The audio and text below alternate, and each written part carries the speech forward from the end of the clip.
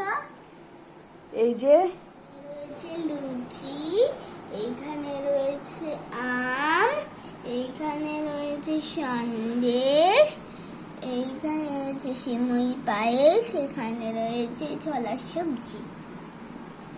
এটা হচ্ছে আজকে একাদশীর খাবার। আর সোনাই এটাই আজকে খাবে। সোনাই লুচি খেতে মন গিয়েছিল, তাই না? সোনাই লুচি খেতে মন গিয়েছিল।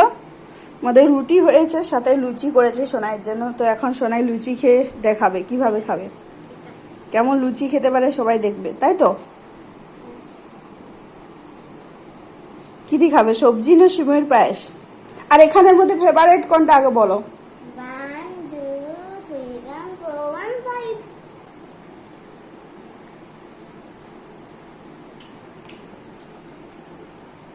ভালো হয়েছে খেতে।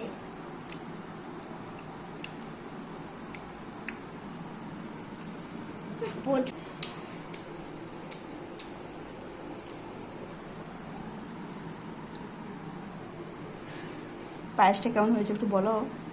পাঁচটা ভাগ ভালো হয়েছে।